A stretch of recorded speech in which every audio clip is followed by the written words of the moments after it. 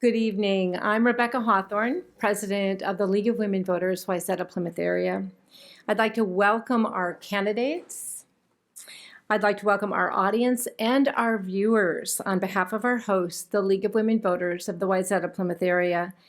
The League of Women Voters is a 104-year-old organization, nonpartisan organization, which encourages the informed and active participation of citizens in government, works to increase understanding of major public policy issues, and influences public policy through education and advocacy.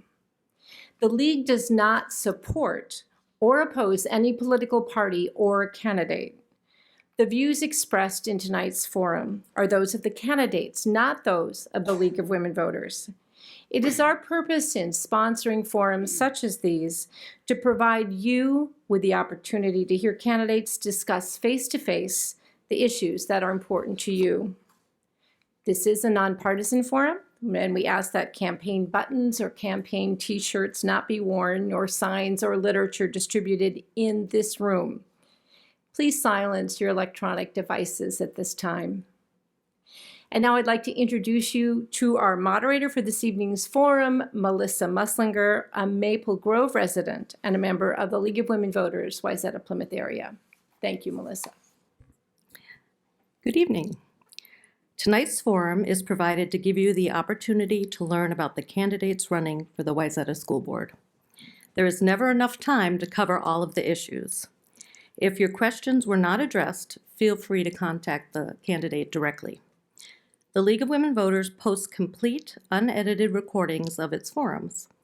Editing is authorized only for official media reporting. Only the full and edited recording may be used by other persons and organizations. The rules for this evening's forum are as follows. Candidates will be allowed an opening statement with a maximum of 1 minute to state their experiences, platforms, and objectives. A question and answer period will follow the opening statements. The answers will be confined to 1 minute unless designated by the moderator. Opening statements will be given in alphabetical order, and questions will be answered in a rotating order. A 15-second warning will be given to the candidates. Candidates, please finish your sentence quickly when you see the stop sign, or you will be interrupted. The candidates will also be given a 2-minute closing statement. No reference of a personal nature will be tolerated. A person's public record may be examined, but not their character. This forum is made available to encourage the voting public to focus on the issues and not on personalities. We ask that no demonstrations of support or opposition to the candidates or their positions. We ask that there will be no demonstrations and that candidates be allowed their full time to get their points across. The public has been encouraged to submit questions online in advance of this forum. For those in the audience, if you have a question, please write it on one of these index cards. And if you raise your hand, someone will come around and collect it. The timekeeper we are only taking audience questions for the first 30 minutes of this forum today. And the timekeeper will alert me when 30 minutes has elapsed, and then I in turn will, great sign, I will in turn alert the audience. Questions that are unclear, hostile, or of a personal nature will not be used. Those that fall in the same general area may be consolidated. The candidates running for one of 4 seats on the Wayzata Independent District 284 School Board are Paras Bende, Valentina Ayers, Dan Ginestra, Sheila Pryor, Alex Rudich, and Mariam Siddiqui. All candidates were invited to participate in the forum tonight. Candidates Rudich and Siddiqui declined to attend. We will now proceed in alphabetical order with 1-minute opening statements. Paras Bende, please. Thank you. Good evening, everyone.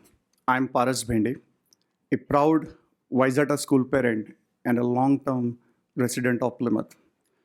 Thank you, League of Women Voters, for this opportunity. As a parent, I've witnessed the profound impact that education can have on our children's lives. I believe in the education system's power to shape academic excellence and character. My focus as a board member will be top-notch educational outcome, safety, equity, and well-being of all students, training, retention, and safety of our teachers, maintaining fiscal accountability, and enhancing Wayzata School District's reputation. With a bachelor's degree in electronics engineering from Mumbai University, over 22 years of corporate leadership experience, I excel in financial management, stakeholder relations, problem solving through teamwork. I've served on nonprofit boards, and I've been actively involved in the community. I'm honored to be here today. Thank you. Thank you. Valentina Ayers. Good evening, audience. Thank you very much for inviting to speak at League of Women Voters, and I'm very grateful. Never, to be honest, never even dreamed about that opportunity. My name is Valentina Ayers. I have 3 children in Wayzata Public Schools, and their education is the most important thing for me. I am myself an example of a minority kid from a broken home whose education raised me out of poverty. I'm an immigrant from Russia who is now a US citizen. I taught English back in my homeland for several years. I worked as a literacy tutor with AmeriCorps for several years. I now work at Nasha Shkola Charter School, specifically with English as a second language learners and students who have difficulties with reading. I'm concerned about our students' performance at Wayzata Public Schools. Our school is considered one of the best in the state, but 1 in 4 students cannot read or do math at grade level. Thank you. And now Dan Ginestra. Well, I want to start by saying thank you very much to the League of Women Voters for their kindness and generosity in hosting this wonderful forum. It's an incredible obligation we have to showcase our values, our ideas, and so many of our goals as we lead in this next year as school board, perhaps members. My name is Dan Ginestra. I'm a candidate for the board, and I've lived in this community my entire life. I attended Wayzata School's kindergarten through 12th grade, and that's a big part of why I'm here, why I'm able to have the most excellent opportunities that I've been able to. And as I'm going about this community, you hear a lot of priorities, folks that are concerned about larger class sizes. They're concerned about funding that does not prioritize teachers with the resources their students are able to have. Our students are valuable, our kids are valuable, and that's exactly where I'm going to start. We talk about nutrition, making sure that students have access to healthy food. Nutrition will always be my priority. We also want to talk about mental health so that each student has their needs met. So there's a lot of information you're going to be hearing today, a lot of most excellent viewpoints being expressed. My hope is to lead with positivity and do just that. Thanks so much. Thank you. Sheila Pryor. Hi, I'm Sheila Pryor, school board member and parent of 3 students in the Wayzata district. I've been serving on the Wayzata School Board since being elected in last year's special election, and I'm here tonight to ask you for your continued trust and support for the coming 4-year term. I strongly support the public education system, and am committed to empowering our students, teachers, and administrators to continue their pursuit of excellence. I recognize that Wayzata still has work to do in closing the achievement gap, reducing our environmental impact, and rebounding from the effects of COVID, and so much more. I am proud of the district we are, and I'm eager to help make us even better. I look forward to answering your questions tonight. Thank you. I will now start the questions, and you will be answering in a rotating order. You will have 1 minute. Let me know if you need a question repeated. I am happy to do so. So first, we will start with candidate Pryor. What specific experiences do you bring that prepare you for the role of a Wayzata School Board member, whose duty it is to set educational policy, review budgets, and deal with personnel and facilities issues? So I've had the great honor of serving on the Wayzata School Board for the past year. So I have direct experience with that. In finishing Sian Falconer's term, I have benefited from the collective knowledge of my fellow board colleagues, parents, and administrators. So with the new knowledge that I have gained, as well as the knowledge that I bring about literacy instruction, environmental sustainability, and equity, I am well prepared to continue serving on the Wayzata School Board. My background is in biology. I have a Bachelor of Science degree in biology from Duke University, and I previously worked as a manager of a neurobiology lab at Duke Medical Center. I'm currently a volunteer canine trainer for the Minnesota State Task Force. I work full-time at a local distribution company. I've been a long-time volunteer in the district and wider community. I am well situated to serve on the board for 4 more years. Thank you. Thank you. Candidate Ginestra. Thank you. My reason for running is interconnected with, why, my background stands out. I'm the only person on the stage that was a student in Wayzata, kindergarten through 12th grade. I began my time in the district at Kimberly Lane Elementary. That was a while back. And, you see the virtue of Wayzata education first and foremost as you go about your daily life. And canvassing this community, going about it as we knock on doors, as we talk to people, you hear their values and you hear what they want to say. And they begin to mean something to you, what they say and perhaps what they don't say. And my goal is to always hone in on that and say, what values can we represent? Should we be so fortunate to be your school board member?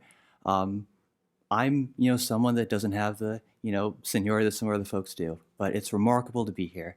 It's remarkable to hone those experiences, talk about the virtue of Wayzata education and what it can do for so many. Thank you. Candidate Bende. I'm passionate about education and a true believer in the education system. In last 22 years in my corporate world, I've honed my skills in thought leadership, financial management, stakeholder communication, and problem solving. These are the skills that are essential to address complex challenges that we face today in education. Challenges will come without any warning, and you need to be prepared and tackle those. I've served on nonprofit boards, allowing me to understand the diverse needs and aspirations of our community.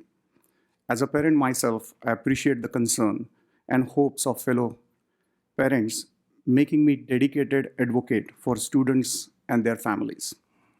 So in summary, my unique blend of thought leadership, experience, community engagement, combined with my passion for education makes me uniquely qualified for this position.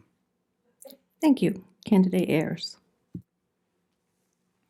As I just mentioned, I myself was able to use my education, which helped me to upbring, and I am the first one who got college degree from my grandma's side, and I am hands-on working with students. So to be honest, many of colleagues here, they have, I can hear, business background, we're in this environment, but I myself actually work with students who are struggling. I personally see every day what can you do and how can you change. I brought good results when I did tutoring, and every month we had been checking if there is a growth. I know how to do it. I also know how to work with English as a second language learners. Thank you. And we'll move on to question 2. If you could only affect change in one area of focus within the school district, what area would it be and why? And we will start with candidate Ayers.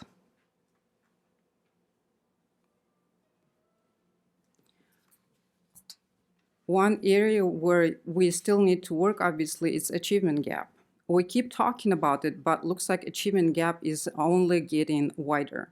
In fact, when you look into science, especially results for science, they are very troubling, especially for 8th graders, and I've noticed for 5th graders. I would say that we owe the students, after years being with COVID, closed schools, we need to do something because the results are very bothering. It's about 50%. 8th graders for science, about 50% of them did not meet the grade level.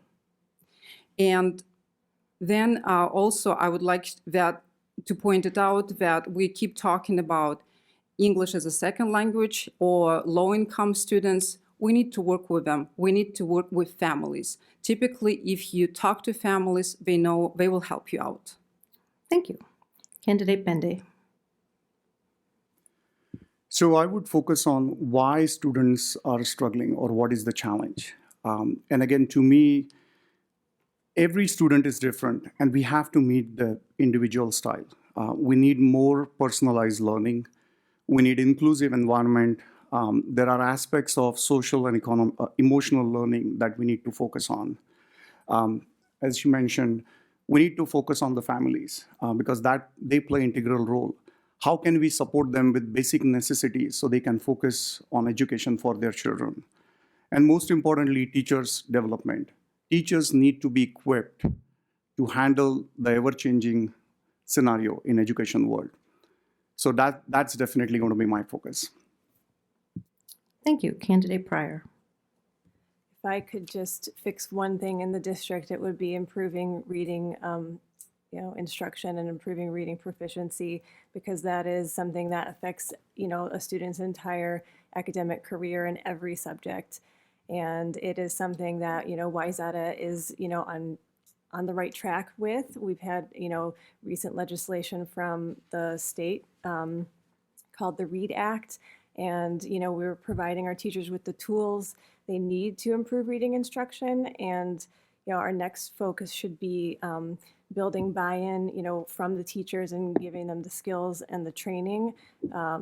That is the important next step. You can't have, if you have the tools and the teachers don't know how to use them, then, they're not going to make progress. And this is important for closing the achievement gap and equity, and all of this is aligned. It will be such a huge benefit to the district when we finally get reading instruction right.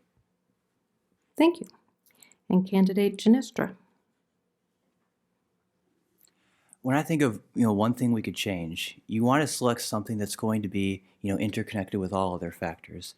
And I think about the investments the district makes on a daily basis through its roadmap, through its budget, and so many other investments that are made on a daily basis. We see these things through the financial statements of the district and where their spending is and where perhaps might be able to be changed.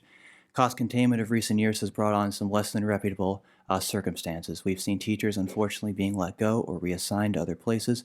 We've seen our admins, unfortunately, being let go as well. These are to the tune of millions of dollars in cuts. And while they, in many ways, are unavoidable, they are by no means, a measure that we cannot do anything better. So what I'm looking at is, how are our investments prioritizing our students? How are the pathways, the resources we see on a day-to-day investment representing our teachers, investing our teachers so that they see those lower class sizes and so that every student receives excellence? Thank you. Thank you. Next question. And this is a little bit of a long one, so hang with me. On November 7th, Wayzata School District residents will be asked to vote on the renewal of a 10-year technology levy of $5.7 million per year to replace aging classroom technology equipment and student and staff devices and maintain essential technology support for students and staff without a tax increase. What is your position on this levy and why? And we will start with Candidate Ginestra. The infrastructure needs of the district could not be more valuable. We look at these, particles or these pieces of spending, and there's a student behind that. There's a student who needs that aid, who needs that resource. And I'm always looking at whether it's iPads in the classroom, the, computers that we see in the computer labs, all that's valuable, all that's different. And for those who are, part of our building and grounds team, their needs are important as well. So what we're seeing is that overarching, all-pervasive purpose to serve our district, and it starts by making sure that our technology needs are overseen. This is how we empower education. This is how we empower a positive infrastructure that students are able to take through and say, well, this makes me feel better. I feel more at home. This is a positive place for me to be, and I look forward to honing my experience in what ways I can. So I think the tech levy is a necessary thing to see passed, and I look forward to seeing it do so. Thank you. Candidate Pryor. The technology levy funds so much that our students and administrators depend on every day. I mean, we're a very technological society. We have to prepare our students to, be successful in, the modern workplace.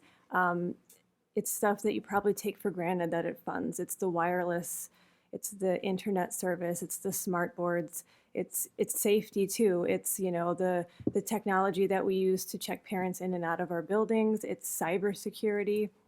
There's so much that the technology levy funds. I would I'm going to vote yes for it. I really hope that other people will as well. Thank you. Candidate Ayers. In this ever-changing technology environment, of course, I will support it because teachers will need it, and it might be for some students, it's another way of learning. The only thing I would like to ask is not to overuse technology like iPads, because our kids also need to write. There is a big connection between handwriting and brain development. Yes, I support this levy because we need it. Thank you. Candidate Bende. Yes, I support technology levy. Being in technology field, I can understand why we are doing what we are doing.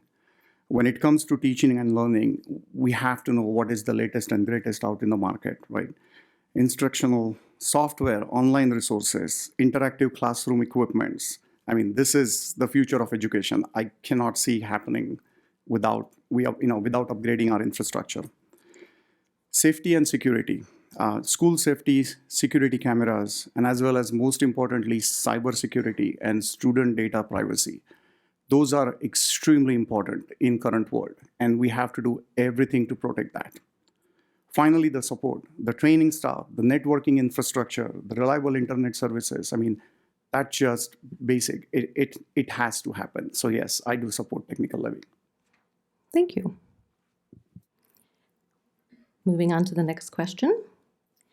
This past February, the Wayzata schools announced multi-year cost containment measures to be implemented in 2023-24 and 2024-25 to provide ongoing stability to the school district's general fund budget. The ramifications of these measures have resulted in staffing cuts and increased class sizes. What are your views on these measures? And we'll start with Candidate Bende. When it comes to budget, again, as I understand, the primary source of funding is student enrollment. And it's kind of that vicious circle where if the enrollment starts dropping, your funding starts dropping. It drops your quality of education, and then the circle continues. So we have to focus on how do we break that? So I would look at what are the factors that will help us to improve the enrollment. There are several ideas we can explore. One what I have not seen so far in Wayzata is alumni. I mean, when we look at universities and colleges, alumni play a vital role. They bring in additional dollars, and most importantly, they bring in those mentorship programs, whether it is recruitment, professional advice, and so on. And that attracts a lot of students to those universities and colleges. If we were to build those values and foundation within our high schoolers in this school district and build those strong alumni, we would be able to attract more students and teachers and ultimately help increasing enrollment and the budget. Thank you. Candidate Ayers. Yes, we heard plenty about budget cuts, like I received from a letter from a teacher, a gifted and talented teacher, about her position being cut. Also about music program being cut 50%. I wish that we as parents actually heard about it, not just directly from teachers, but we should hear it from our administration.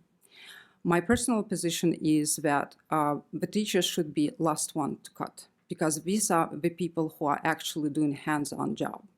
So we need to find the way, cut somewhere else, but teachers need to be present in the classroom. Teachers should not get overwhelmed with 31 students per class. Another one would be to be honest, decline in enrollment due to parents' loss of confidence in school district policies. Many parents chose to move their kids to private schools or charter schools. We need to gain their trust. Thank you. Candidate Pryor. Yes, I was asked to vote on some of these painful cuts, and it was not fun, but it was necessary. Unfortunately, because of COVID, we had a loss of enrollment revenue, and the district was put in a tough spot. It didn't matter what they did, parents were going to leave. So, we had less money in our general fund, and Unfortunately, in a school district, most of the expenses are teachers. So when you have to cut, you have very few options but to cut teacher roles. Thankfully, Wayzata enrollment is back up to pre-pandemic levels. We received historic funding from the state, and we are growing again. We're still, seeing the effects of it, and we still have to just stay, we have to have fiscal responsibility and prioritize, and some things are worth the money, like the block schedule at the high school, in my opinion. And we try to keep class sizes small in many ways, like with our redistricting and that, I have to stop. Thank you. It's no secret that the reality of cost containment has been very unfortunate for a lot of individuals. And hearing from these stakeholders, it's painful because there is a human face behind that. It's unfortunate, talking to teachers who have been let go, reassigned, put in another place. That's their home. That's their reality as far as they're concerned. And to be parted with students, parted with the life that they've known for a long time is very unfortunate. But there are still positive indicators. And while we may see fault with some of the financial standings of the district, there's room for hope. There's room for promise. I'm looking at the fact that our district is growing. All you have to do is, travel to 8 cities and make up the wonderful place that is Wayzata Schools, and you'll see that our population is growing. There are more developments, and that's a very wonderful thing. So we're able to recover some of that tax base. The money received, and lobbying efforts by our state legislatures have meant that we're now able to fund our schools, to levels that are higher and serve students and compensate for inflation. Thank you. Next question. What are your views regarding the impact of the arts, such as music, art, and drama, on student learning? And we will start this with candidate Genestra. The arts are very important, and I'm sure that each individual, in their own time, in their own lives, has that memory of whether it was in choir, in band, orchestra, that positive experience that we had. And I certainly learned a lot from my teachers. I was in choir, and learning from whether it was Mr. Dahl or Mr. Larson, that was a very positive environment to be in. And so the cuts that were made to those programs were very unfortunate. And you feel bad because music is a vital outreach for so many. It's a passion that so many individuals have. And so, prioritizing, the recovery of those positions is going to be very valuable. Looking at the budget, how can we structure it to hire some of these individuals back, make some of these programs more available, revitalize them in what means we can. That will always be my priority. Thank you. Candidate Pryor. Can you repeat the question? What are your views regarding the impact of the arts, such as music, art, and drama, on student learning? The arts are extremely important. They're important for mental health of students. They have a lot of tie-ins with academic achievement. They provide outlets for students, and we have students in Wayzata who excel at the arts just like they excel at academics. It is extremely important. Again, we did have to make some priority decisions when we did budget cuts, and they were extremely painful, and I don't, I understand what it is that we lost. We still provide music opportunities for our students. They still have the same opportunities they had before.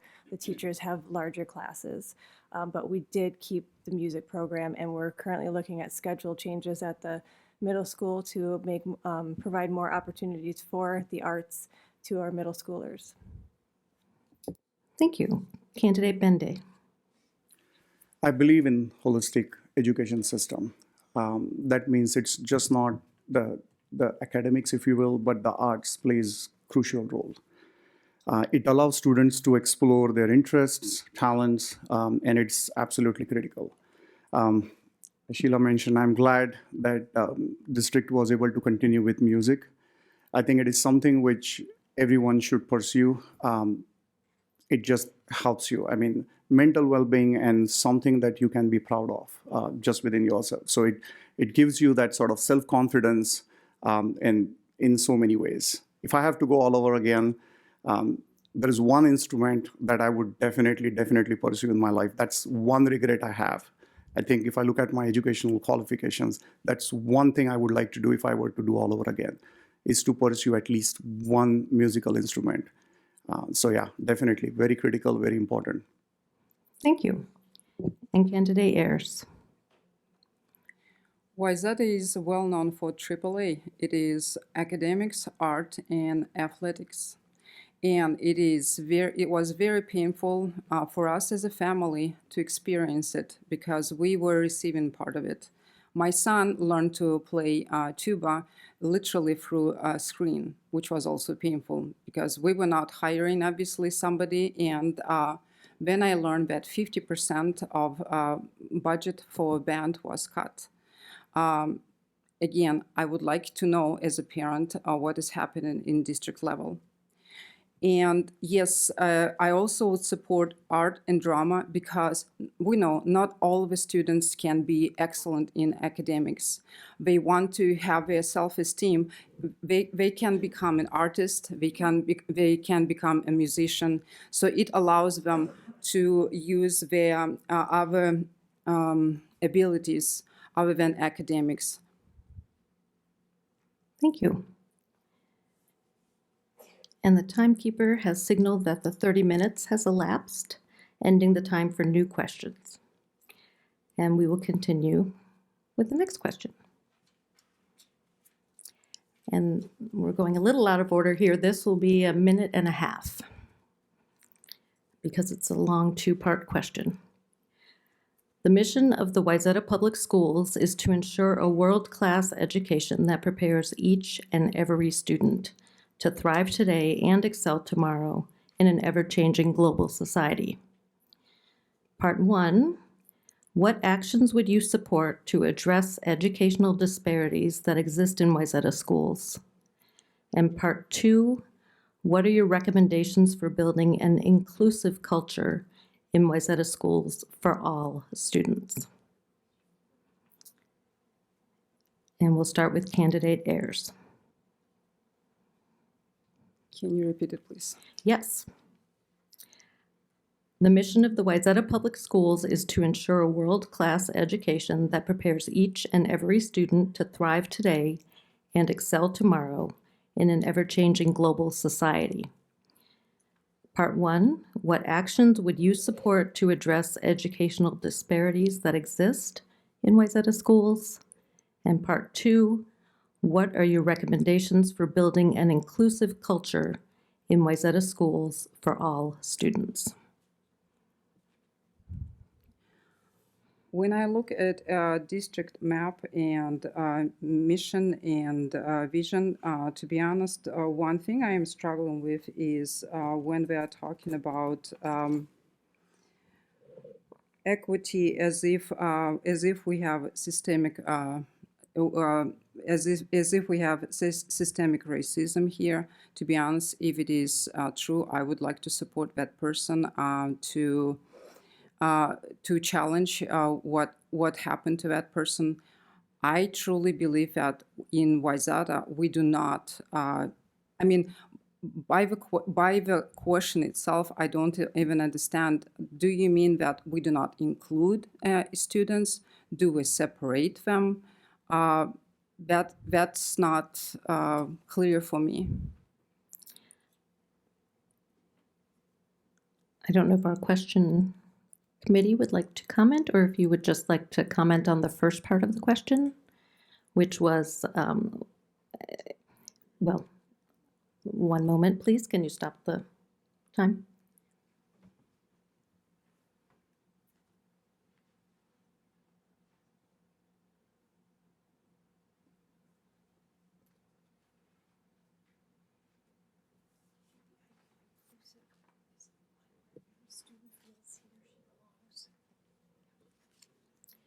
And we will give the definition of inclusive being where every student feels like they belong. Mm-hmm.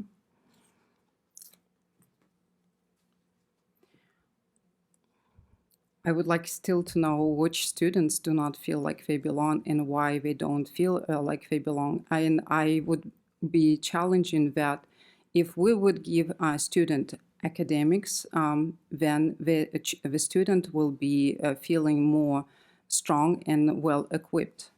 And I don't know why we need to continue feeding that kind of agenda into students. Our students are more than their race. our students are more than their skin, more than their gender. They are capable of doing many things. We need to stop grouping them. Thank you. Thank you. Candidate Bende. So to me, diversity includes race, gender, economic status, age, sexual orientation, and more. And equity helps in building equality. Inclusion is not about including everyone, but include those who have been historically excluded from decision-making, excluded from access, and excluded from being heard. World is becoming more and more connected, and we want to create that welcoming environment for everyone. Everybody has different perspective, they bring in different ideas, and we need that to be able to adapt and to become a better citizen. Some of the ideas that I would have is I would advocate equitable access to resources. That means the technology, extracurricular activities, any advanced coursework that we can share. Diverse curriculum. This will give exposure to all kids with different racial, ethnic, cultural ways. We should introduce innovative ways, such as introducing food in the cafeteria that will allow students to explore different cultures, promote certain clubs or activities that will give them that exposure. Finally, cultural competency training for teachers and staff. We need to train teachers to identify and remediate any discrimination situations proactively. It may not be happening on purpose, but again, it can happen subconsciously, and teachers, they need to spot it and correct it. Thank you. Candidate Ginestra. I look at the mission statement as a real promise, and it's something that I think we can rally around and see positivity in. Is there the angle on it that could be something very negative? Perhaps, but instead what it does is it hashes out how perhaps we can do better, and it allows us to rally around a point that can in fact be very positive. So I look at it as getting to know each and every single student. We talk about equity as the resources that some students who are underserved within our community, what do they need so that they can give back to their community, so they can succeed in their post-secondary life. That means getting to know students on a more personable basis. What are their needs? How can they thrive? How can they succeed? And it comes down, I believe very strongly, to what resources we give students. What time is each student given? What time are our teachers given? And so on and so forth. A great man once said, we all do better when we all do better.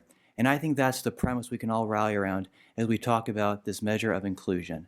It is not to, select one individual or to talk about one group or anything like that, but to say in a very positive way, we help everyone, everyone will in turn succeed. It's a positive place to be here, Wayzata Public Schools, and I've been happy to be here pretty much my entire life.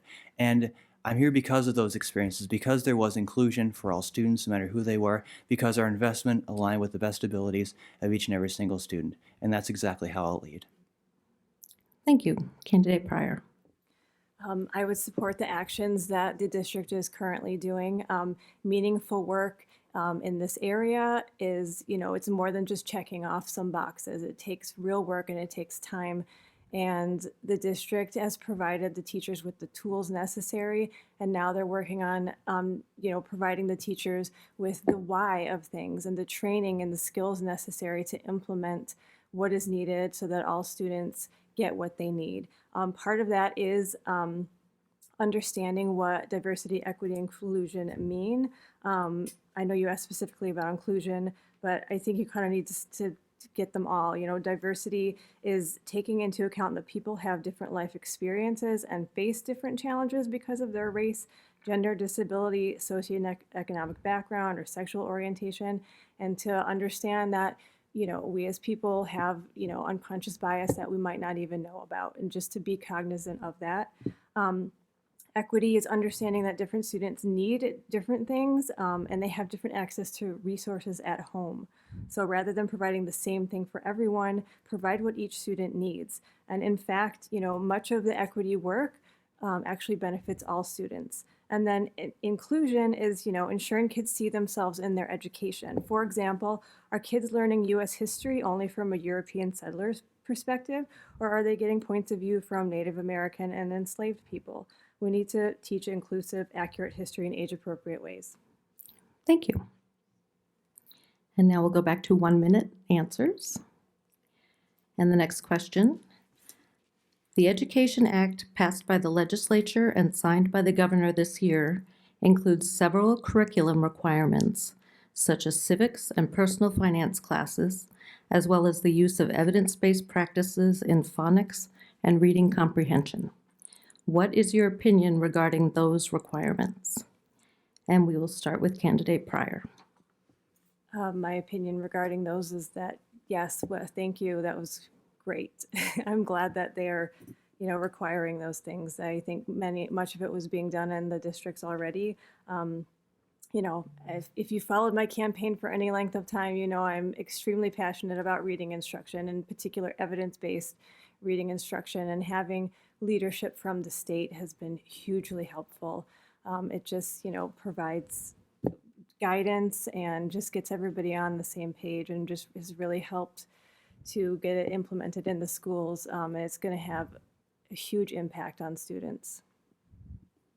Thank you. Candidate Ginestra. I was very happy to see this piece of legislation passed, and I was very grateful to the legislators who made it possible. These are premises and items that have been in our school district for a while, and it's certainly how I learned to read when I was a little kindergartner at Kimberly Lane. And it was a very valuable experience, I think. The way phonics works with the phrase sounded out instead of simple memorization. We're asking students, to harness their photographic memory and whatnot. It is a lot more scientific sound. It is a lot more positive in so many ways. And to also see civics become something that's now required. I was very impacted by my civics teacher, my civic class, and I'm always thinking of that quote that decisions are made by those who show up. And if we are the state in the union with the highest voter turnout year after year after year, it is all the more necessary that we allow students to harness that on a day-to-day basis. Thank you.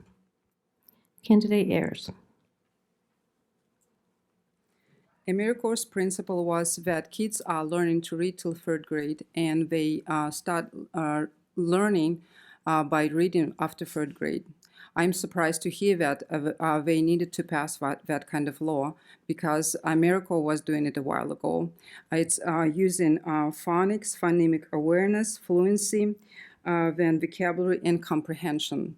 I was surprised to hear from elementary teacher last year that it looks like, to be honest, our educational system goes round and round around the same things. I don't know why we suppose sometimes reinvent the wheel.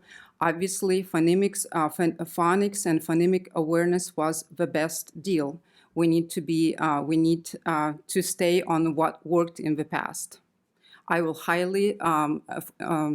I was surprised again that it is even the law needed to be passed for that, and I would say it's the best practice for kids. Thank you. Candidate Bendy. Can you please repeat the question? Yes, the Education Act passed by the legislature and signed by the governor this year includes several curriculum requirements such as civics and personal finance classes, as well as the use of evidence-based practices in phonics and reading comprehension. What is your opinion regarding those requirements?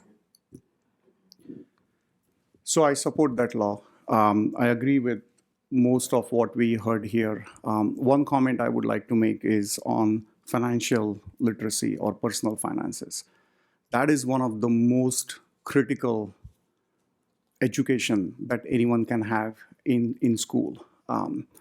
We have seen folks taking a lot of loans, credit cards, and again, without basic financial literacy, it is extremely difficult to understand the concepts.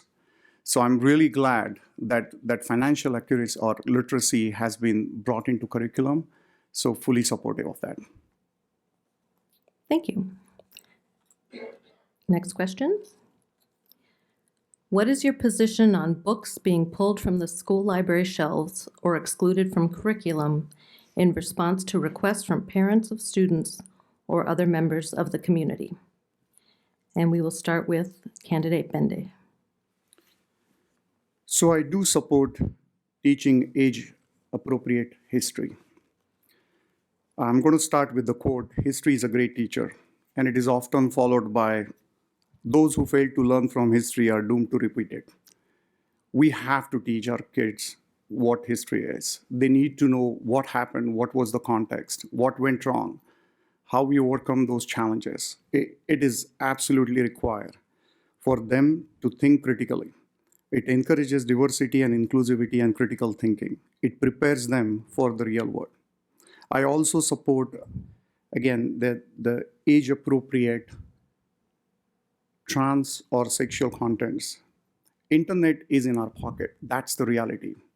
And I would rather have someone who's experienced and expert in that area to teach our kids and explain what it is versus having them go and explore by themselves and either get incorrect information or wrong information. So again, we have to cherish our family values and beliefs, but we have to rely on educators and experts so they understand what the diverse population requires and they build the curriculum accordingly. Thank you. Candidate Ayers. As about books and the phrase used being excluded, I don't understand it also, because we are not excluding them completely. We are not burning them. If a family would like to read, their kids to read sexually explicit books, they are welcome to go to library or to a public library or to purchase it. We are asking, Wayzata is saying that you are valuing everybody's family values. We have different families. We have diverse culture here. We have Muslims. We have people who are looking at that kind of context differently. We are as a parents are not asking you for these kind of books. We are asking for education. And I think that books need to be age appropriate, and I'm against of sexualization of our kids. Kids need to have childhood. Thank you. Candidate Pryor. There's a process for challenging books in the, so occasionally there is a book that maybe shouldn't be at the middle school. We had one of those a few years ago. But what message are we sending when we try to exclude books about certain people from our schools? We have, LGBTQ students, teachers, family members, and, their perspectives are important as well, and they deserve to have a safe and welcoming environment at school. They deserve to have books that, that speak to them and, cover topics that they're interested in. And also other students can check them out too and learn about other perspectives. And as, Paris said, it's not just LGBTQ books, but like including multiple perspectives from many kinds, the diversity of people that exist in our district and in our world. We should not be banning books just about specific perspectives. Thank you. Candidate Ginestra. I think it's bad history. I think it has a bad past. You study how bans on books have quickly snowballed into something far worse. We can roll back the history book of nostalgia on that. And I'm always going to talk about how can we lead with positivity. And there is a process. If a parent would like to, challenge a book, that's made available. They can go to their teacher, they can go to the principal, they can say, I have an objection to this book, and they will be evaluated. And I think that is something that, we have that obligation to listen to because, well, we're listeners ultimately in the community.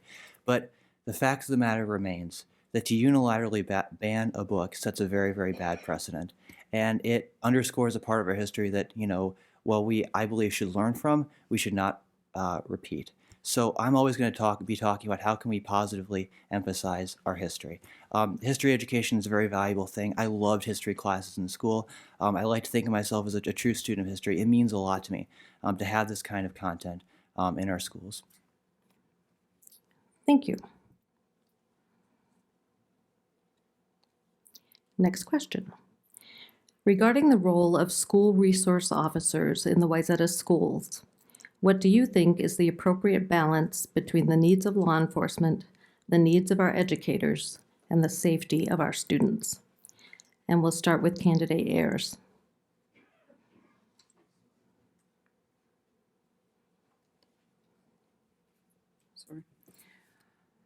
We are all aware of our legislature's new rules restricting the ability of school resource officers to intervene in situations involving students. These rules almost guarantee an increase in classroom disruptions and make teachers and students less safe. I personally have experienced students who know what their teacher can't effectively control them. One of them said to my face, "What are you going to do? Send a Gmail to my parents?" I heard that our superintendent is working with our local state legislation to resolve this issue. If so, I support that. Our classroom should be safe and conducive for learning. We cannot afford allowing kids to misbehave. Our kids should not be seeing some disruptive behavior in classrooms. Our teachers need to be feeling safe too. Thank you. Candidate Genestra. The safety of our students is always a priority. I think about that first and foremost every single time we walk into a building.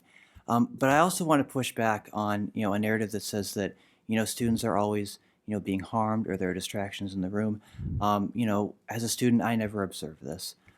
Students are remarkably well behaved, remarkably controlled. Our teachers are on it, our admins are on it, our counselors are trusted professionals. They can partake in that.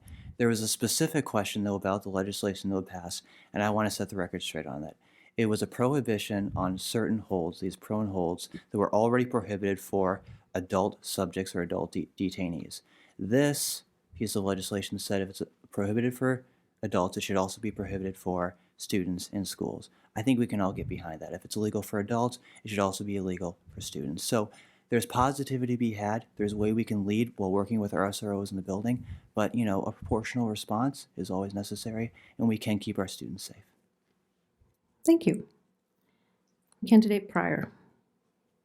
I'm ready to welcome the SROs back into our schools when they're ready to come back. This is, I'm not an officer. I'm also not a member of a group more likely to be negatively treated by police. And so, I'm waiting to see what happens. I feel like police or SROs are a positive influence in the schools.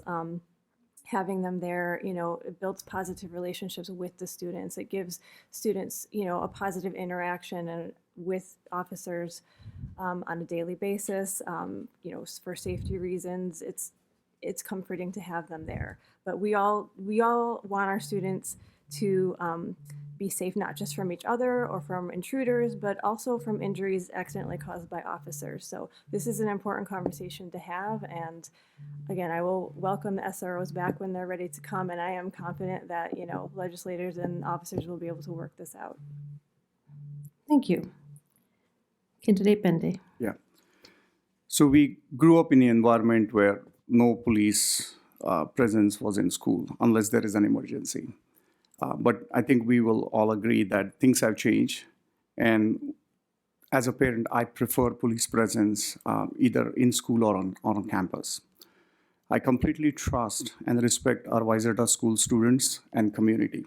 However, when it comes to safety, and safety has to be number one, we can't take chances. We have to be prepared and we have to be proactive.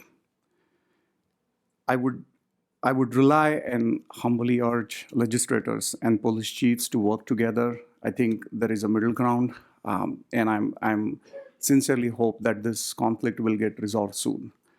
Every time when we hear about any event or incident on TV, the first thing we hear from our daughters is, "Oh, I have an officer in school." Today, middle school had fire drill or the drill, and they said there was an officer in the campus, on the campus, right? So it just gives them that safety and security, which we would all want. Thank you. Thank you. Next question. How would you suggest our district address the mental health needs of our students, including ADHD, PTSD, anxiety, and depression? And we'll start with Candidate Pryor. I am not an expert in any of those things, but supporting mental health is important for academic success, and it's something our district values and provides resources for. Ultimately, we need more mental health staff at our schools, and some things we can implement, continue reducing the stigma around mental health support, teach students they can seek help and how to do that. and make sure teachers as well as parents, students, and administrators recognize crisis warning signs, take social media interactions seriously, and know what systems are in place to help kids.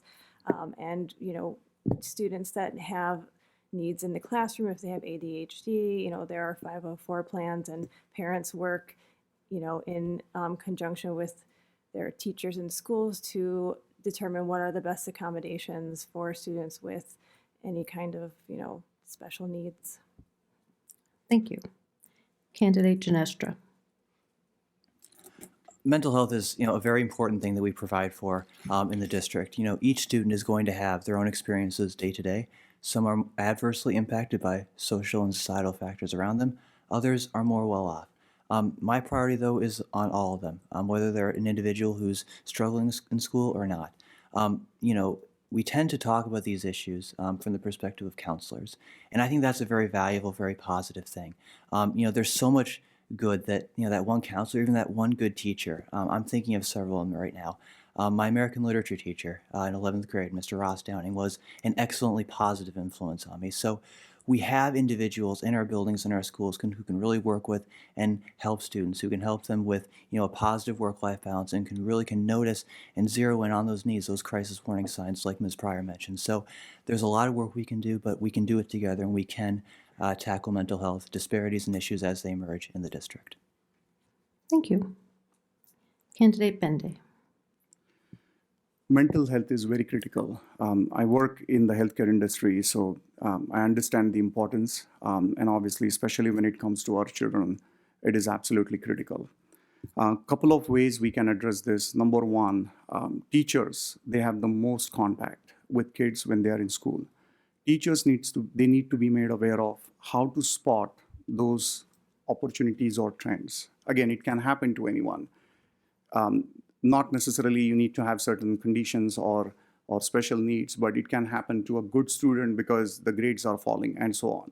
So they need to observe some of these situations and tackle. I'm really glad to hear, Dan, your experience, because that's what we need, and they need to be able to handle those scenarios.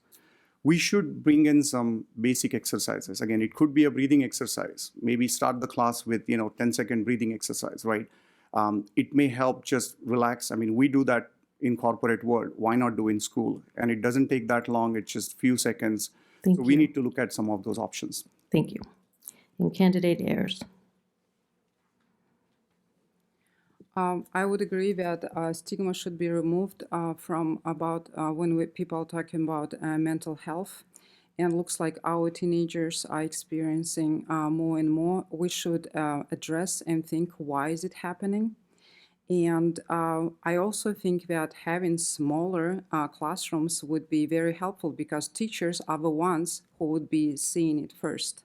Teachers are the ones who would be seeing first signs. And to be honest, sometimes just simple one adult being present in somebody's life. I was lucky one, because I had plenty of teachers who, as I said, supported me to the degree that I believed in, because they believed in me. And sometimes I was not afraid, but I didn't want to fail them more than anything. So I would like that teachers need to have smaller classroom, see the students. And I think we also need to help with health professionals and families. They need to work together. Thank you. And now this will be our final question before your closing statements. How should the Wayzata School Board ensure that the varying interests, concerns, perspectives, and requests of all stakeholders are addressed? And we'll start with candidate Genestra. I've learned to approach these issues really as a listener. We have a lot of stakeholders in our community, as the moderator mentioned, and our goal is to listen to them, what they have to say, and to keep our door open, to have those office hours on a day-to-day basis. We're going to be the recipient of a lot of perspectives. Some we're going to agree with, others we're not. And so our goal is to sift through that and say, how can we lead in a positive manner while acknowledging the good work of everyone, no matter what side of an issue they may approach. If we're making a statement, releasing a public announcement, acknowledging the folks who, were a part of that. And looking to the current board, I think, as an example in that, I think is a very, very positive things. So for me, it's starting as a listener. What do people have to say? What are their values? How do they lead? And trying to lead from that with hearing everyone out and leading to an outcome that everyone can get behind. Thank you. Candidate Pryor.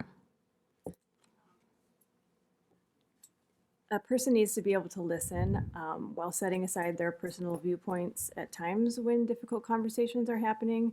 I'm only, one of 7 board members. I represent the entire district. My personal views inform my decisions, but I remain open-minded. I listen to learn. It's important to trust the professionals, to understand, how different decisions have ripple effects, and just all that information is important. I appreciate, I love hearing from parents. I keep an open mind, and I just try to prioritize. And at the end of the day, our goal is ultimately to make the district the best it can be for all the students. Thank you. Candidate Ayers. I like the word trust. We need to gain trust because, to be honest, one of the reasons I think that we are struggling with budget cuts, many families chose to move their kids to private schools and charter schools. In fact, I actually talked to one parent with whom we used to work at PTO. She said, Valia, she didn't know my story. She said, you need to remove your kid because you don't know what they're doing to your kid. Immigrants are listening. I don't know why I feel like our voices are not heard. Plenty of immigrants are choosing other schools because they don't like what public schools are doing right now. And I keep hearing that I'm eager to listen. Parents were not heard. In February 2021, school board brought a lawyer so that they will restrict parents coming and being able to voice their opinion. That is not listening to parents. Thank you. Candidate Bende. So when we talk about multiple stakeholders, our primary stakeholder is students, period. Everything what we do should be around what is the outcome and how it impacts students.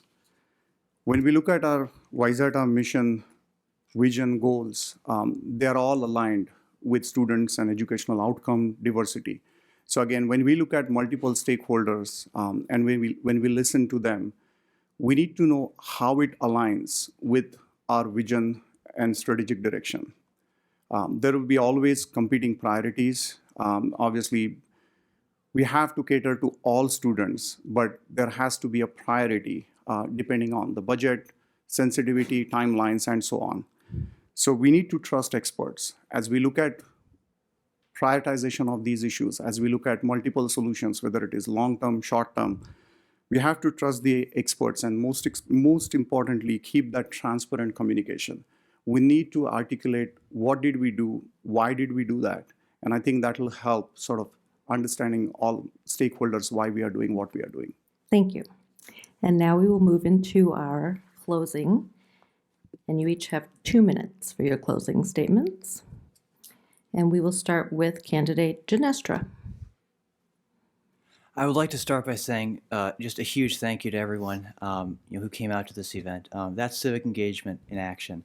And we had a question about that just a moment ago with requiring civic as part of the education. Well, you guys learned from that instruction. You guys learned from that education. So thank you so much for being here. It really means a lot. Door to door, as we're going through this community, we see a lot of perspectives. I've been fortunate to knock hundreds of them. My goal is to get to 6,000. I know that together we'll get there. But it's about the mission you set off as an individual and how you bring people in as a community. There's a lot we have to do in terms of listening to people, listening to our students, our teachers. And, that reminds me really of, the perspectives that I have, the experiences that I've had. When a program closes down, when a teacher loses their job or is reassigned, when a student goes without an extracurricular, I'm going to know that individual on a personal basis. I'm going to know what that feels like as a student of Wayzata to not have that service or that resource, available to me. An excellent opportunity that I had while here in Wayzata was as part of YMCA's Youth in Government Model Assembly Session of Model United Nations, and it's a terrific thing to be a part of. We lead with positivity. And our message there is that the most positive thing we can do is to say that youth in government, it starts with one thing: youth. How do we empower young people to take a more vital, more important role in events? So when we're here in the school board, we're in these important meetings, that's what we're going to be talking about, to address all students, no matter who they are, and to lead with that important positivity. So I'll close by saying a few important things. Early voting opens tomorrow. Election day is November 7th. So this fall, no matter how you vote Dan Ginestra for Wayzata School Board. Thank you. Thank you. Candidate Pryor. Well, thanks, Dan. That was a great message about leading with positivity, and I feel like that really encompasses my feelings as well. I would like to thank the League of Women Voters and the student volunteers for doing a great job in hosting this important event, and thank you to everyone in attendance or watching from home. These are really wonderful that you guys put these on. If you would like to learn more about me, you can visit my website, sheilapryor.com, and if you have more questions, send me an email. The decisions that will be made in the district in the near future are going to have long-lasting impacts for the district, for years to come. Every election is important, but, the one that's happening next is always the most important one. I am committed to, fostering a culture of ongoing improvement to make sure the Wayzata district not only meets but exceeds its potential and giving every student the best possible foundation for success. I hope that I can earn your vote. Thank you. Thank you. Candidate Bende. Dan, are we supposed to vote you too, or this was just for the audience? Anyway. I'm going to start with Martin Luther King Jr. quote. The function of the education is to teach one to think intensively and to think critically. Intelligence plus character, that is the goal of true education. Excellent quote.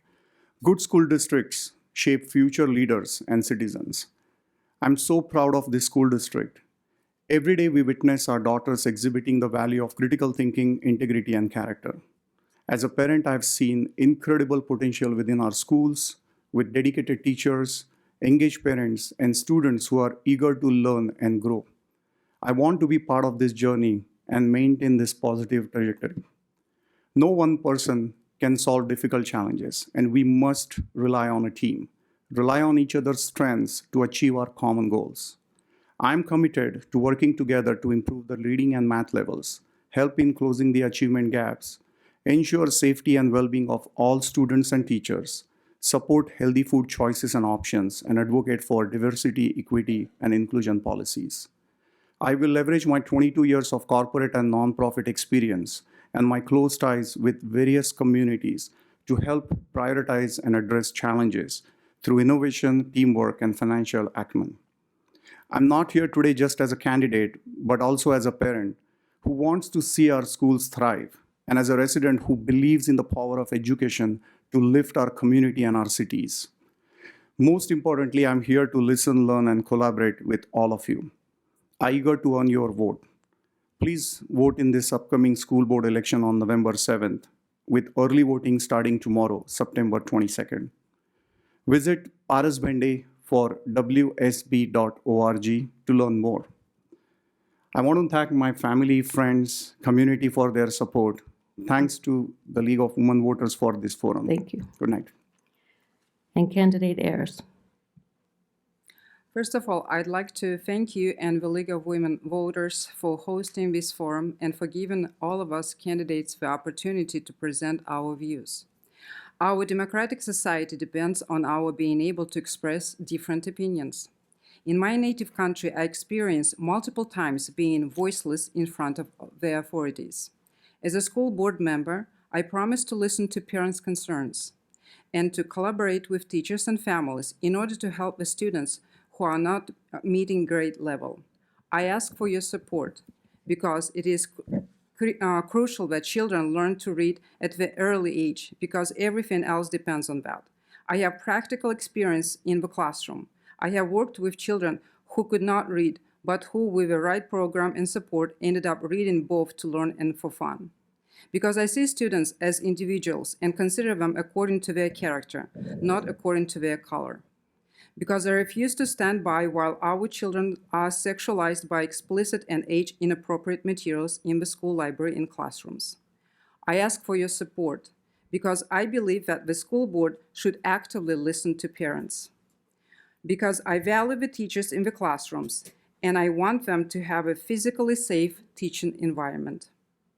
Because I believe that when the district makes personnel cuts, teachers should be the last one to go, not the first.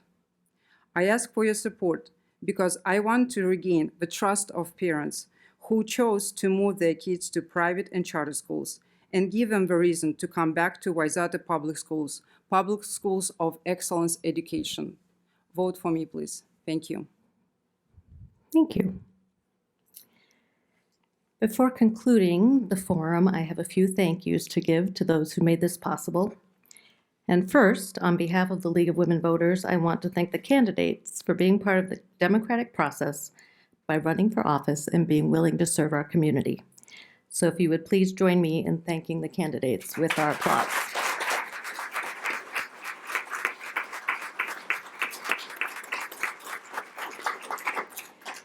Thank you also to the League of Women Voters volunteers, our audience here, and those viewing virtually for your participation in this candidate forum. Thank you to the Wayzata School District staff and the City of Plymouth for supporting this event. And finally, we wish to acknowledge and thank CCX Media for broadcasting live streaming, and recording tonight's forum. On-demand viewing can be accessed at our website at www.lwvwpa.org. For additional election information, we encourage you to visit vote411.org, the League of Women Voters award-winning one-stop shop, where voters can register to vote, find their polling place, and learn how candidates stand on issues. Please vote in the November 7th election by absentee ballot or in person. Early in-person voting begins tomorrow. Remember, your vote is your voice. The League of Women Voters welcomes new members, both women and men. Find more information at lwvwpa.org. Thank you and good night.